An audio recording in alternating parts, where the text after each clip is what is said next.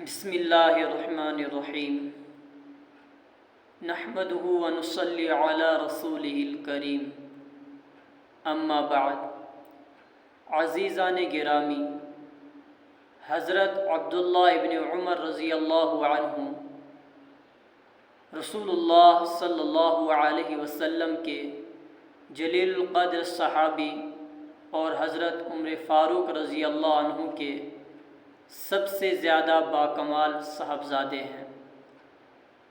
ان کے نیکی و تقوی کی شہادت خود رسول اکرم صلی اللہ علیہ وسلم نے دی۔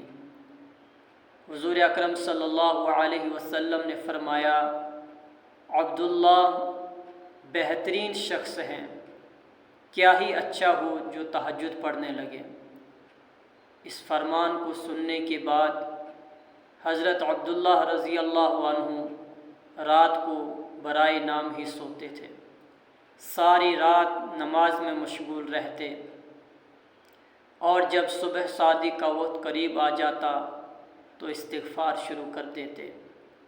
ایک بار رسول اللہ صلی اللہ علیہ وسلم نے ان کا کندھا پکڑ کر فرمایا، دنیا میں ایسے رہو جیسے کہ تم پردیسی ہو یا مسافر ہو، اور اپنے آپ کو مردوں میں شمار کرو۔ حضور اکرم صلی اللہ علیہ وسلم کے اس ارشاد کے سبب حضرت عبداللہ رضی اللہ عنہ نے پوری زندگی زاہدانہ گزاری۔ بچپن ہی میں اپنے والدین کے ساتھ ایمان لائے اور اپنے والد کے ساتھ مدینہ ہجرت کی۔ کم عمری کی وجہ سے غزوہ بدر اور احد میں شریک نہ ہو سکے۔ غزوہ خندق میں انہوں نے شرکت کی اور اس وقت ان کی عمر صرف 15 سال کی تھی۔ 84 سال کی عمر میں ذی الحجہ 73 ہجری کو مکہ المکرمہ میں وفات پائی اور وہیں مدفون ہوئے۔